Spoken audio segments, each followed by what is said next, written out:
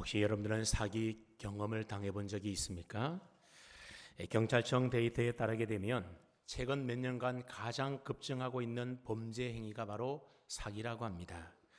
이 경찰이 처리하는 사건 5건 중에 하나가 사기라고 하니까 사기가 그만큼 우리 사회에 만연되어 있는 아주 흔한 범죄라는 것을 알 수가 있습니다.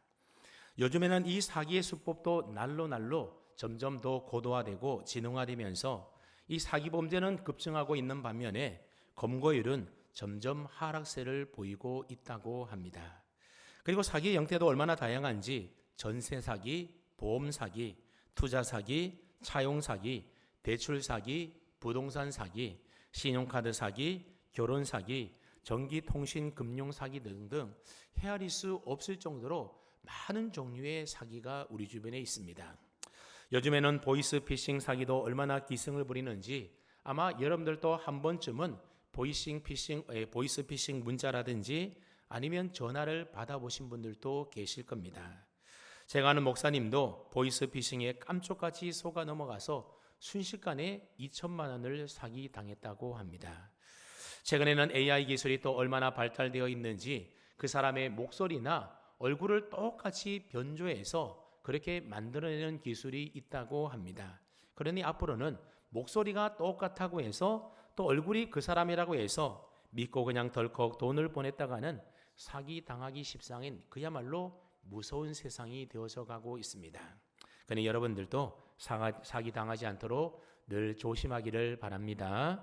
그런데 여러분, 이런 사기는 오늘날만의 문제인 것일까요? 과거에는 이런 사기꾼이 없었던 것일까요? 그렇지가 않습니다. 인류 역사가 시작된 이래로 사람들이 사는 곳에는 언제나 사기꾼들이 있었고 사기 행각이 있어 왔다는 겁니다. 여러분, 오늘 본문에도 보게 되면 성경에 등장하는 대표적인 사기꾼 2사람이 한꺼번에 등장을 하고 있습니다. 바로 야곱과 그의 외삼촌 라반입니다. 여러분이 아는 것처럼 야곱은 그 이름의 뜻부터가 발꿈치를 잡았다라는 뜻을 가지고 있지 않습니까? 여러분, 남의 발꿈치 잡으면 그 사람 어떻게 되겠습니까? 걸려 넘어지게 되는 겁니다. 그러니까 야곱은 자기의 이익을 위하여 남을 걸려서 넘어뜨리는 자, 거짓말로 남을 속이는 자, 다시 말하면 사기꾼이라는 의미를 가지고 있는 이름이 바로 야곱입니다. 지금까지 야곱의 삶은 그의 이름에 걸맞는 인생을 살아오지 않았습니까? 동생으로 태어난 야곱은 장자권을 손에 쥐기 위하여 형의 발꿈치를 잡고 형을 넘어뜨리려고 애를 썼습니다. 결국 어머니와 공모하여 형 에서인 것처럼 변장하고 꾸며서 결국 아버지를 속이고 축복을 받아내지 않습니까? 그래서 형 에서가 받아야 될 축복을 대신 사기치며 가로챘던 사람이 바로 야곱입니다. 이처럼 야곱은 자기 이익을 위해서 형과 아버지를 상대로 사기 행각을 벌였던 그야말로 파렴치한 인물이 바로 야곱입니다. 그런데 오늘 본문에 보면 이 천하의 사기꾼 야곱이 자신보다 한 수 더 높은 사기꾼에게 된통당하는 장면이 기록되어져 있습니다. 우리가 지난 시간에 살펴봤던 것처럼 야곱은 사랑하는 라헬을 얻기 위하여 7년 동안 외삼촌 라반의 집에서 무보서로 섬기며 일하지 않습니까? 하지만 라헬을 사랑했기 때문에 그 고된 노동을 7년 동안이나 하면서도 라헬과 결혼하게 될 그날만을 생각하면서 얼마나 가슴이 설레고 기뻤던지 7년이라는 긴 세월이 단 며칠같이 느껴졌다라고 기록하고 있습니다. 그리고 드디어 그렇게 기다려왔던 그 7년의 기한이 다 차게 되었습니다. 야곱은 오직 이날만을 오기를 얼마나 손꼽아 기다렸겠습니까? 마치 군대 간 우리 군인들이 제대할 날짜를 손꼽아 기다리는 것처럼 야곱도 아마 그렇게 7년이라는 기한이 가기를 손꼽아 기다렸을 겁니다. 그런데 오늘 보면 21절 말씀해 보게 되면 야곱이 라반에게 찾아가서 뭐라고 그러는지를 한번 보십시오. 내 기한이 찼으니 내 아내를 내게 주소서, 내가 그에게 들어가겠나이다 그러고 있습니다. 드디어 약속한 7년의 세월이 지났습니다. 그런데도 라반은 그 어떤 움직임도 말도 하지 않는 겁니다. 답답한 놈이 우물을 판다고 마음이 급한 야곱이 외삼촌 라반에게 찾아가서 아주 당당하게 얘기를 하는 겁니다. 내 아내를 내게 주소서. 여러분, 7년 동안 약속한 7년을 다 그렇게 일을 했으니 당당한 것 아니겠습니까? 근데 여러분, 당당한 것은 좋은데 좀 너무 앞서는 것은 아닌가 그런 생각이 듭니다. 아직 라헬과 결혼도 하지 않았는데 라헬을 가리켜서 내 아내라고 말을 합니다. 아직 혼인도 안 했는데 지금 당장 내게 달라라고 내가 그에게 들어가겠다고 이야기하고 있습니다. 그러니 어쩌면 야곱의 이 말은 외삼촌을 향하여 무례하게 말하는 것처럼 보입니다. 더군다나 히브리 원문에 보게 되면 야곱의 이 말이 명령형으로 되어 있다는 겁니다. 내 안에 당장 내놓으시고 그런 의미의 말이라고 하는 겁니다. 그렇다면 야곱은 외삼촌에게 왜 이렇게까지 무리하게 또 명령조로 이야기를 하고 있는 것일까요? 이런 말 들어볼 때에 약속한 7년이 지났음에도 불구하고 아마도 이 외삼촌 라반이 입을 꾹 다물고 그냥 모르는 채 하고 있었던 것 같아 보입니다. 라반이 약속한 7년의 기한이 다 찼는지 정말로 몰라서 입을 그가 꾹 다물고 있었는지 아니면 조금이라도 야곱을 더 부려먹기 위하여 알면서도 일부러 입을 다물고 있었는지 사실 알 길은 없습니다. 하지만 분명한 사실 한 가지는 무엇입니까? 그 어떠한 경우라도 하더라도 야곱이 말하기 전에 먼저 라반이 이 이야기를 꺼내는 것이 옳은 일이었다고 하는 겁니다. 왜냐하면 라반이 야곱보다도 더 어른이기 때문에 그런 것입니다. 여러분, 나이만 많이 먹었다고 해서 저절로 어른이 되는 것이겠습니까? 어른이라고 하는 것은 미숙함에서 벗어나 성숙한 사람이라는 뜻을 가지고 있습니다.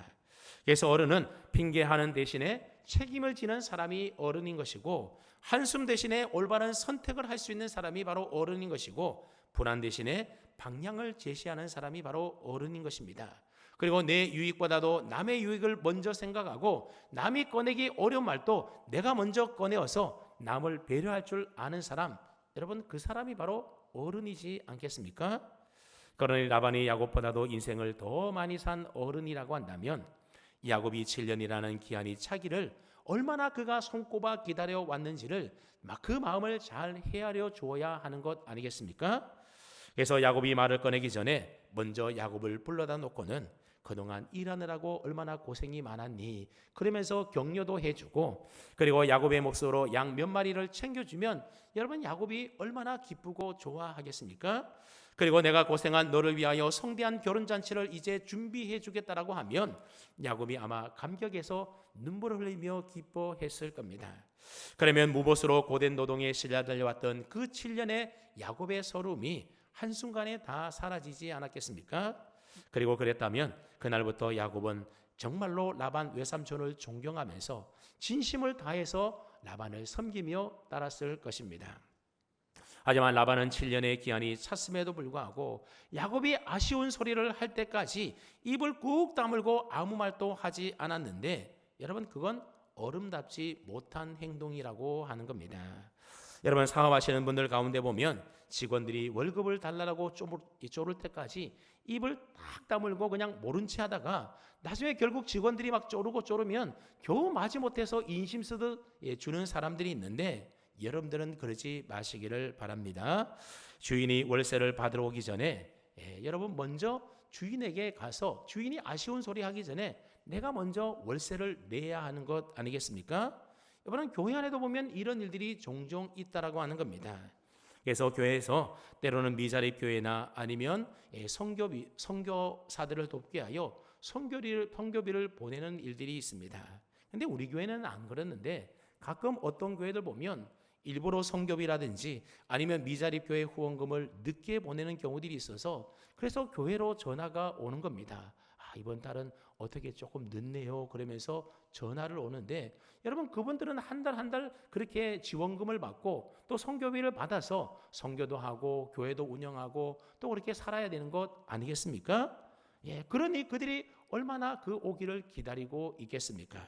근데 교회에서 늦게 보내면 모르는 척하고 늦게 보내게 되면 그 사람들이 아쉬운 소리 하게 되는데 여러분 교회는 그렇게 하면 안 되는 겁니다. 그 사람들이 아쉬운 소리 하기 전에 먼저 알아서 그 사람들의 필요를 생각을 해서 먼저 우리가 보내는 날짜에 딱 맞게 알아서 잘 보내야 한다는 겁니다. 그런 면에서 우리 교회 우리 부장 집사님들은 참 잘하고 있는 것 같습니다. 여러분 그렇습니다. 성숙한 사람 어른은 남이 아쉬운 말 꺼내기 전에 먼저 내가 알아서 그 사람의 필요를 채워주는 사람이 바로 어른다운 사람인 것 아니겠습니까? 그러니 우리가 이왕 어른이라고 한다면 성숙한 어른답게, 존경받는 어른답게 남의 필요가 뭔지를 먼저 알아서 먼저 챙겨줄 수 있는 그런 사람들 다 되기를 축복합니다. 아멘. 여러분, 요즘 우리 시대에 어른다운 어른이 없다, 그런 말들을 참 많이 하지 않습니까? 어른이나 젊은이나 할 것 없이 다 자기중심적이고 자기 이익만을 챙기고 자기를 우선하는 그런 이기적인 시대가 되어버리고 만 겁니다. 그래서 어른이 없다라고 한탄을 하는 거죠. 여러분, 기독교계 안에서도 예전에 한경직 목사님과 같은 그런 교계의 어른이 없다라고 참 안타까워들 하고 있습니다. 여러분 모두가 가정 안에서도 또 사회 안에서도 그리고 우리 교회 안에서도 다 존경받는 어른들이 될 수 있기를 주님의 이름으로 축복합니다. 아멘. 아무튼 야곱은 기한이 찼음에도 불구하고 입을 콕 다물고는 그냥 가만히 있는 이 라반 때문에 야곱의 마음은 까맣게 속이 타 들어가는 겁니다. 그래서 하는 수 없이 야곱은 라반에게 찾아가서 이제 기한이 다 찼으니 계약한 약속을 이행하라고 강경한 어조로 지금 명령하듯이 라반에게 이야기하고 있는 것입니다. 여러분, 이처럼 야곱이 강경한 어조로 말을 하게 되자 그제서야 라반이 움직이기 시작합니다. 22절에 보면 라반이 그곳의 사람들을 다 모아서 이제 잔치를 벌이게 되었습니다. 여러분, 당연히 자기 딸이 결혼하니 부모로서 결혼 잔치를 준비해 주는 것이 마땅한 일이겠죠.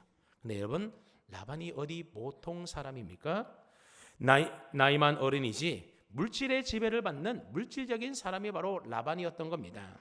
자신에게 이득이 되지 않는다라고 한다면 잔치를 열 사람이 아니라고 하는 겁니다. 오늘 본문 말씀해 보게 되면 이 야곱이 레아와 라헬 두 사람의 아내를 얻게 되는데 결혼식 잔치는 몇 번만 하는지 아십니까? 한 번밖에 하지 않습니다. 두 번째는 라헬을 아내로 얻을 때는 아예 결혼 잔치가 생략되는 것을 보게 됩니다. 그러니까 결혼식 잔치를 벌였다라고 하는 것은 뭔가 거기에 꿍꿍이 속이 있기 때문에 이 물질적인 라반이 결혼 잔치를 벌이게 되었던 겁니다. 자, 그렇게 해서 라반은 동네 사람들을 다 불러 모아서 이제 잔치를 벌입니다. 어떻게 된 일일까요? 그것은 바로 이 결혼의 정당성을 증명해 줄 만한 증인이 필요했기 때문에 지금 잔치를 벌이고 있는 겁니다. 왜 이 결혼식의 정당성을 증명해 줄 증인이 필요했는지는 이후의 내용을 우리가 살펴보면 금세 알 수가 있습니다. 23절을 우리가 함께 읽어보겠습니다. 23절입니다. 시작.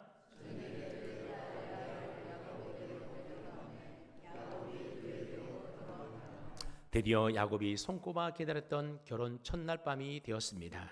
근데 첫날 밤 신방에 들어온 것은 누구였습니까? 사랑하는 라헬이 아니라 언니였던 레아가 신방에 들어온 겁니다. 당연히 야곱은 라헬인 줄 알았지만 언니 레아인 줄은 추호도 생각을 하지 않았던 겁니다. 여러분, 이 모든 일은 누가 작정하고 벌인 일입니까? 라반이 레아를 데리고 들어갔다라는 겁니다. 그렇게 첫날 밤이 지나고 아침이 되어 야곱이 눈을 떠보니 깜짝 놀랄 만한 일이 벌어지게 된 것입니다. 자기 옆에 누워있는 사람을 봤더니 사랑하는 라헬이 아니라 누구였다고요? 언니 레아가 또 누워있는 겁니다. 우리는 이 장면을 보면서 아니, 어떻게 야곱이 7년 동안 사랑했던 여인인 이 라헬과 언니 레아를 구분하지 못했을까, 이런 의아스러움이 좀 들 때가 있습니다. 그런데 여러분, 요즘 같으면야 이런 일이 불가능했겠지만 그 옛날이기 때문에 이게 가능했었다라고 하는 겁니다. 23절을 보시면 그때가 언제였다고 말합니까? 저녁에 그렇게 말하고 있는데 이 저녁이라고 하는 시간은 캄캄한 한밤중에 그런 의미를 가지고 있는 말입니다. 그 당시에는 어둠을 밝히는 조명이라고 해봤자 초롱불이나 등잔불이 전부였던 시대이지 않습니까? 요즘처럼 뭐 조명이 환해가지고 대낮처럼 밝아서 사람을 그냥 점 하나까지 볼 수 있는 그런 시대가 아니었다라는 겁니다. 그러니 그 호롱불 밑에서 얼마나 어두컴컴했겠습니까? 게다가 당시의 신부는 베일로 얼굴을 다 가리고 있었습니다. 신방에 들어가면 등잔불을 끈 다음에 신부가 그제서야 베일을 벗게 되는 겁니다. 더구나 여러분, 7년을 기다려서 이제 야곱이 결혼을 하게 되었으니 야곱의 기분이 얼마나 흥분되고 좋았겠습니까? 그래서 축하한다면서 이 사람 저 사람이 주는 술을 다 받아먹고서는 아마 취한 상태로 그 신방에 들어가지 않았을까, 그런 가능성이 매우 높아 보인다는 겁니다. 야곱은 라반이 라헬 대신에 레아를 들여보낼 것이라고는 꿈에도 생각지 않았기 때문에 아무런 의심 없이 레아와 첫날 밤을 보내게 되었던 것입니다. 하지만 이 모든 일들은 라반이 다 치밀하게 계산을 해서 야곱을 속일 계략으로 꾸며놓은 일들이었던 겁니다. 그러나 야곱은 라반의 사기 행각에 꼼짝없이 걸려든 것 아닙니까? 뒤늦게 다음날 아침이 돼서야 야곱은 자신이 외삼촌에게 속았다라는 사실을 깨달아 알게 되었습니다. 7년 동안 순정을 다 바쳐서 라헬만을 사랑하면서 오늘 이날만을 기다려 왔는데 7년 동안의 고생이 한순간에 다 물거품이 되어버리고 만 것입니다. 그러니 당시의 야곱의 심정이 어떠했을지를 한번 생각해 보십시오. 마음에 막 분노가 끌어오지 않았겠습니까? 어떻게 외삼촌이 나에게 이렇게 사기를, 거짓말을 행할 수 있을까? 아마 막 분노가 치밀어 올랐을 겁니다. 근데 여러분 가만히 생각해 보면 7년 전 야곱이 아버지 이삭을 속였던 것과 어쩌면 똑같은 장면이지 않습니까? 그가 했던 그대로 야곱이 받고 있는 겁니다. 심은 대로, 뿌린 대로 거두고 있는 것입니다. 그때 야곱이 이삭을 어떻게 속였는지 여러분들 다 기억나시지 않습니까? 형 에서의 옷을 입어서 형의 냄새로 깜쪽같이 위장을 했습니다. 염소털로 털 없는 부위인 목과 팔 부위를 위장하고 털 있는 것처럼 거짓말로 꾸몄습니다. 목소리도 형 목소리를 내려고 아마 야곱이 애를 쓰지 않았겠습니까? 그리고 이삭이 어떻게 사냥감을 이렇게 빨리 잡아왔냐라고 야곱에게 물었을 때에 하나님이 순조롭게 만나게 해주어서 이렇게 빨리 잡아왔다라고 새빨간 거짓말을 했습니다. 그러니 아버지의 축복을 받아내기 위해서 하나부터 10까지 전부 거짓말로 아버지와 형을 속였던 야곱이지 않습니까? 그러니 지금 야곱이 외삼촌에게 사기를 당해 느끼고 있는 이 분노의 감정은 그 예전에 누가 느꼈던 감정이겠습니까? 바로 야곱이 거짓말로 사기쳐서 자기가 받아야 될 축복을 빼앗겨버렸던 형 에서가 느꼈던 그 감정을 지금 야곱이 고스란히 느끼고 있는 중이라고 하는 겁니다. 자, 그렇다고 해서 가만히 당하고만 있을 야곱이 아니지 않습니까? 그래서 야곱이 당장에 라반을 찾아가서 따지듯이 말하는데 뭐라고 따지는지 한번 보십시오. 25절 말씀을 함께 읽어보겠습니다. 25절입니다. 시작.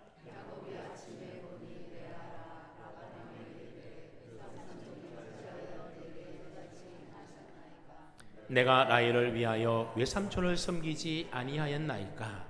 외삼촌이 나를 속이심은 어찌 됨이니까? 외삼촌이 조카인 저에게 어찌 그럴 수가 있습니까? 당신은 어른인데 왜 어른으로서 그런 행동을 합니까? 그렇게 질책하듯 말하고 있는 겁니다. 그리고는 제가 라헬을 위하여 7년 동안 섬겨온 것 삼촌이 누구보다도 잘 알고 있지 않습니까? 그런데 어떻게 레아를 보내어서 나를 속일 수 있냐라고 강한 어조로 지금 항변하고 있는 겁니다. 여러분 이걸 보면 사람은 자기가 한 일은 생각하지 못하고 자기가 받은 상처만을 먼저 생각하는 것이 우리 사람인 것 같습니다. 자기가 잘못하고 자기가 상처 준 것은 야곱이 기억조차도 하고 있지 못하고 있습니다. 오로지 내가 받은 상처, 그것으로 인하여 아파하고 괴로워하며 분노하고 있는 것입니다. 여러분 지금 야곱이 딱 그렇지 않습니까? 자기가 속인 일은 까맣게 다 잊어버리고는 자기를 속인 라반에 대해서만 화를 내고 분노하며 섭섭한 마음을 표하고 있다라고 하는 겁니다. 특별히 25절 마지막 끝에 보면 야곱이 뭐라고 말하는지를 보십시오. 나를 속이심이 어찌 됨이니까? 외삼촌이 나를 속였는데 이게 어떻게 된 일이냐? 그렇게 따지고 있는 겁니다. 야곱은 아마 자신의 입에서 이런 말이 나올 줄 아마 꿈에도 상상하지 못했을 겁니다. 라반이 야곱을 속인다라고 했을 때의 이 속이다라고 하는 단어와 야곱이 아버지 이삭을 속이고 에서를 속였다라고 할 때의 이 속이다라는 단어가 동일한 단어로 지금 야곱이 그 말을 표현하고 있는 겁니다. 그러니까 야곱이 아버지를 속이고 에서를 속인 것처럼 라반이 야곱을 속였다라고 야곱이 이야기하고 있는 겁니다. 여러분 이러한 야곱의 탄식은 결국 에서의 탄식을 연상시키지 않습니까?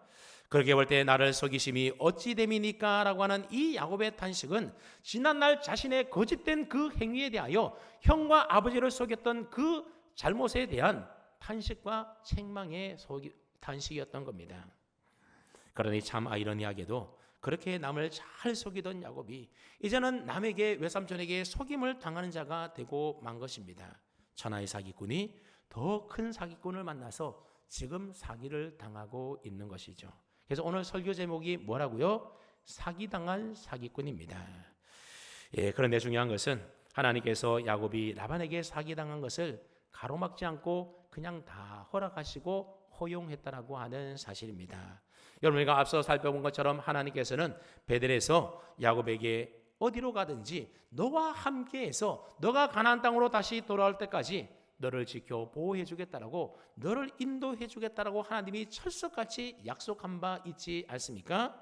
그렇다면 7년의 세월이 허송세월이 되지 않도록 라반의 음모와 이 라반의 사기 행각으로부터도 이 야곱을 지켜주어야 하는 것이 마땅하지 않겠습니까? 그런데 하나님은 야곱이 고스란히 라반으로부터 사기를 당하도록 그냥 내버려 두셨다라고 하는 사실입니다. 여러분, 왜 그랬던 것일까요? 하나님은 야곱으로 하여금 언약의 상속자답게 지난날의 거짓된 삶을 이제는 깨끗하게 다 청산하기를 원하고 계셨기 때문에 그냥 묵인하시고 내버려 두셨던 겁니다.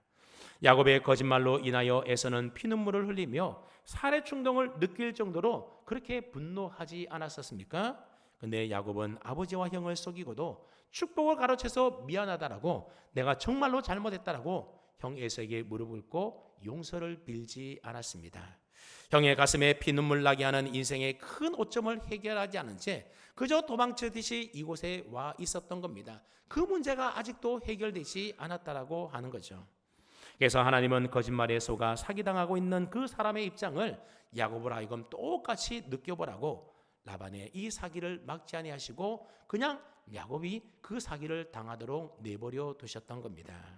그래서 아침에 눈을 떠보니 라헬이 아니라 레아로 사람이 바뀐 그 황당함을 통해서 아버지 이삭이 에서인 줄 알고 축복했는데 그게 에서가 아니라 사람이 바뀌어서 야곱이었다는 사실을 알았을 때에 그 아버지 이삭이 느꼈을 그 황망함을 야곱 너도 한번 직접 느껴보라는 겁니다.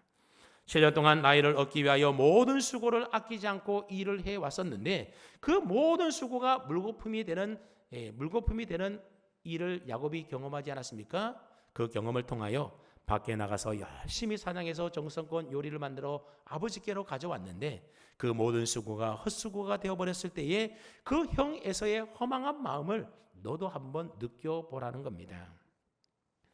어쩌면 야곱은 지난날 브엘사바에서 거짓말하고 사기치던 일들은 이제는 다 잊어버리고 이곳 하란에 와서 새로운 인생을 꿈꾸며 살고 있었는지도 모르겠습니다. 그러나 결과적으로 보면 브엘사바에서 뿌렸던 것을 지금 하란에서 그대로 거두고 있는 것입니다. 여러분, 하나님이 사람을 들어 사용하실 때에는 그 사람의 모나고 뾰족한 부분들을 다 다듬으시고 그 사람의 더럽고 잘못된 부분들을 깨끗하고 정결하게 만든 이후에 그 사람을 하나님이 사용하시더라고 하는 겁니다.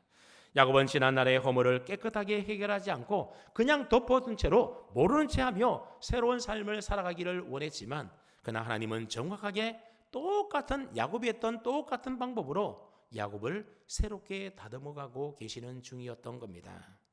여러분, 눈이 어두워서 앞을 잘 보지 못하는 아버지 이삭을 야곱이 속였던 것처럼 라반은 캄캄한 저녁 어두운 밤 시간을 이용하여 야곱에게 똑같이 그렇게 속이지 않습니까?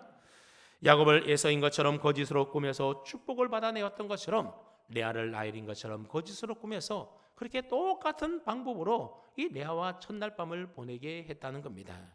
그러나 야곱은 자신이 사기쳤던 그대로의 일을 똑같이 겪으면서 아버지의 심정과 형 에서의 그 마음을 비로소 헤아릴 수 있게 되었던 것입니다.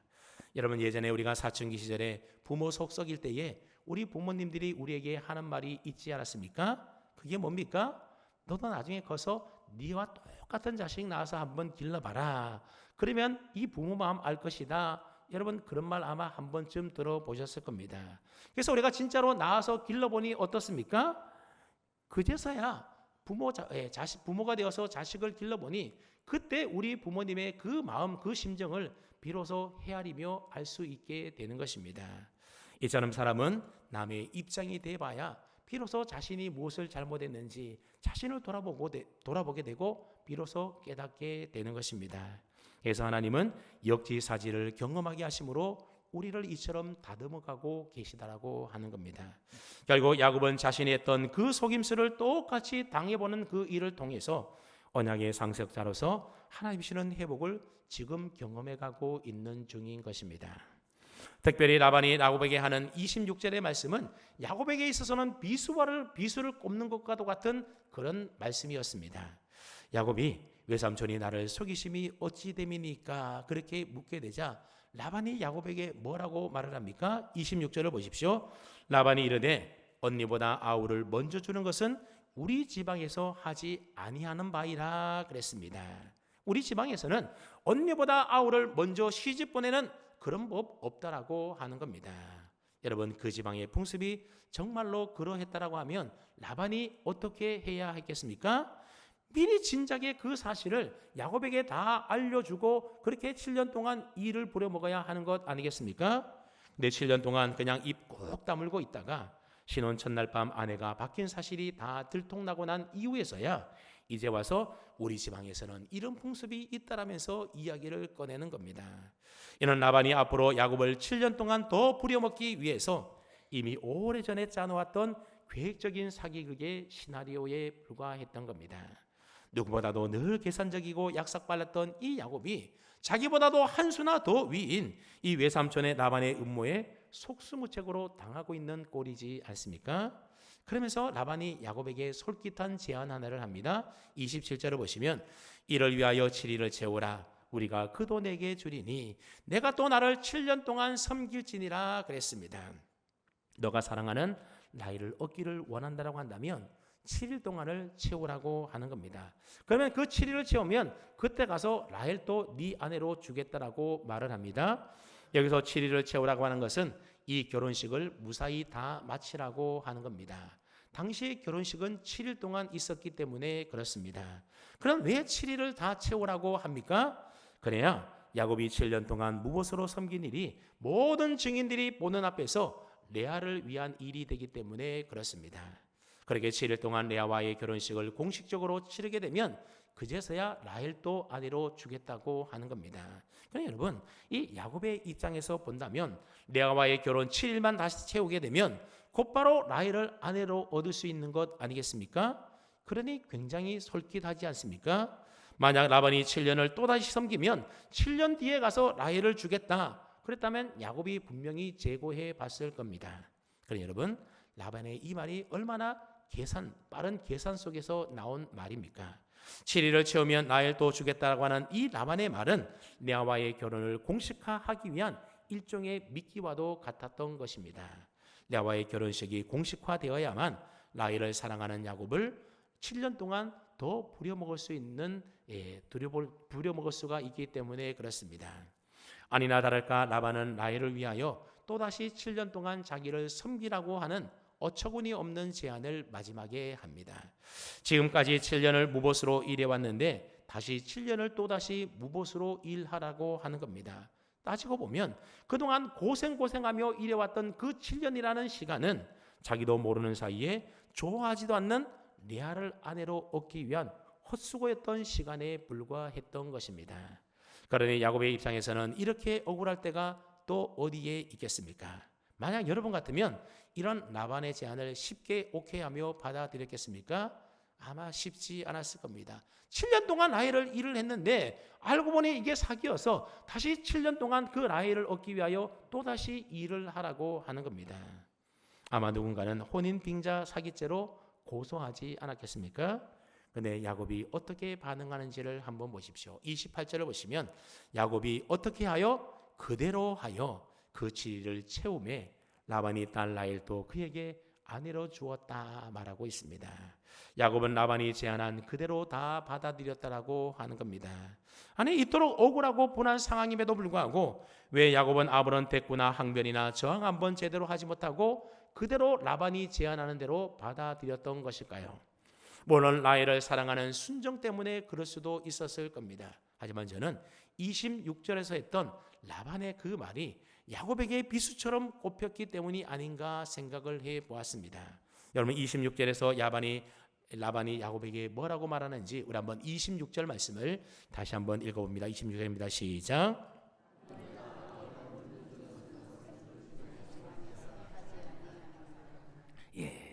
언니보다 아우를 먼저 주는 것은 우리 지방에서 하는 일이 아니라고 하는 겁니다. 여기에 언니라고 하는 단어가 있는데 히브리어 보면 베키라라고 하는 단어인데 형 장자라는 뜻을 가지고 있습니다. 그래서 우리 개역 성경에는 개정판에는 언니라고 되어 있지만 예전에 개역 한글판 성경에 보게 되면 형이라고 그렇게 번역이 되어 있습니다. 근데 여러분 이 형이라는 단어가 어디에 또 나오는가 하면 창세기 25장에 보게 되면 야곱이 형 에서에게 형의 장작분의 명분을 내게 팔라라고 했을 때 이 형이라는 단어가 똑같이 베키라라고 하는 단어가 사용되고 있다라고 하는 겁니다. 그러니까 야곱과 에서와의 관계에 쓰여졌던 이 형이라는 단어를 라반이 지금 그대로 쓰고 있는 것입니다. 그렇다면 장자인 형보다 아우를 먼저 주는 것이 옳지 못하다라고 이야기하고 있는데 그 말은 무슨 뜻이겠습니까? 동생보다 형이 먼저요. 장자가 동생보다도 더 우선이다. 그런 의미의 말입니다. 다시 말하면 형 에서보다도 동생 야곱보다도 형이 더 우선이다. 이런 의미가 생각이 떠오르지 않았겠습니까? 그러니 이 말을 들었던 야곱의 머릿속에 무슨 생각이 스쳐 지나갔겠습니까? 과거 자기의 형과 아버지를 속여서 동생이었던 자신이 형의 장자권과 축복을 가로챘던 그 일들이 생각이 났을 겁니다. 마치 베드로가 닭 우는 소리를 듣고서 닭 울기 전에 내가 3번 나를 부인하리라고 했던 그 예수님의 말씀이 생각나서 밖으로 뛰어나가 심히 통곡하며 회개했던 것처럼 지금 야곱은 라반의 그 말을 통하여 아마 큰 깨달음을 얻지 않았겠습니까? 지난날의 모습을 떠올리면서 자신이 무엇을 잘못했는지를 아마 생각을 해봤을 겁니다. 그리고는 한 치의 오차도 없이 내가 사기쳤던 그대로 내가 심은 그대로 거두게 하시는 그 하나님의 은혜의 손길도 아마 발견했을 겁니다. 하나님이 똑같이 내가 했던 그 모습 그대로 내게 받게 하심으로 나를 빚어가고 있구나. 그 사실을 야곱이 깨닫게 된 것입니다. 결국 야곱은 지금의 이 모든 상황을 그대로 다 허용하시고 야곱으로 하여금 이 일을 겪게 하시는 하나님의 그 섭리를 인정할 수밖에 없었던 것입니다. 그렇게 야곱은 라반에게 굴복한 것이 아니라 하나님에게 굴복함으로써 라반이 제안했던 그대로 순종하여 그 결혼식 7일을 다 채우게 됩니다. 그리고 라헬을 아내로 맞이하여 또다시 7년 동안 라반을 섬기게 되었던 것입니다. 자, 그러니 보십시오. 하나님께서는 우리가 지난날에 지었던 우리의 모든 죄와 허물들에 대해서 그냥 덮어두시고 묵과하시지 않는다라고 하는 겁니다. 우리 스스로가 그 문제를 해결하지 않으면 하나님께서 개입하셔서 결국 똑같은 방법으로 하나님이 그 문제를 들춰내어 하나님이 해결해 가시더라고 하는 겁니다. 야곱은 베델에서 하나님의 놀라운 은혜를 경험한 바 있지 않습니까? 그날 이후로 하나님의 은혜와 인도하심을 따라 외삼촌 라반의 집까지 순적하게 잘 왔습니다. 그랬기에 자신의 모든 과거의 잘못은 이제 지나간 일이다. 그렇게 덮어두고 생각했을지도 모르겠습니다. 하지만 하나님은 야곱보다도 더 교활하고 계산적이고 사기 잘 치고 거짓말 잘하는 외삼촌 라반을 붙임으로 인하여서 사기꾼이었던 야곱의 과거의 허물을 다 들추어 내더라고 하는 겁니다. 그것은 야곱의 과거를 탓하기 위함이 아니라 언약의 계승자인 야곱을 진실과 인내의 사람으로 믿음의 사람으로 빚어나가는 하나님의 방법이었던 것입니다. 그렇기 때문에 야곱이 지금껏 섬겨왔던 7년과 그리고 앞으로 또다시 섬겨나가게 될 그 7년이라고 하는 그 시간은 결코 야곱에게 있어서는 허비되는 아까운 헛된 시간이 아니었던 겁니다. 늘 계산적이고 인간적인 방법을 앞세우며 살아갔던 야곱이 하나님의 손에 의하여 다듬어지고 그래서 온전한 모습으로 바뀌고 변화되어져가는 그런 성숙의 시간, 은혜의 시간이었던 것입니다. 그런 시간을 통하여 내 이익을 위해서라면 내 부모 형제도 속이던 그 사기꾼 기질을 이제는 버리고 이제는 하나님의 약속의 기업을 이어갈 정직하고 온전한 사람으로 야곱이 다듬어져 가고 있는 중인 것입니다. 30절 말씀에 다시 7년 동안 라반을 섬겼다라는 말을 통해서 이제는 야곱을 속이는 자에서 속임당하는 자에서 섬기는 자로 바꾸어 가시는 하나님의 선하신 섭리와 계획을 우리는 비로소 발견할 수 있게 되는 것입니다. 찬송들 여러분, 우리가 인생을 살다 보면 오늘 본문의 야곱처럼 내가 소망하며 꿈꿔왔던 내 모든 인생의 계획이 하루아침에 엉망진창으로 망가질 때가 있지 않습니까? 때로는 단 한 번도 생각조차 해보지 않았던 전혀 뜻밖의 낯선 상황 가운데 우리가 내몰아갈 때도 있다라고 하는 겁니다. 철석같이 믿었던 가장 친한 사람에게 속아 넘어가서 평생 보러 모은 전 재산을 잃어버리며 사기당할 때도 있습니다. 내 계획은 이게 아니었는데 전혀 뜻밖의 일에 휘말려서 고난과 어려움을 겪을 때도 있습니다. 바로 그때가 우리 인생을 향한 하나님의 선하신 계획이 가장 정확하게 이루어지고 있는 때임을 여러분 잊지 마시기를 바랍니다. 하나님은 고난받는 그 일을 통하여 우리를 더 온전한 믿음의 사람으로 다듬으시고 빚어가고 계시는 겁니다.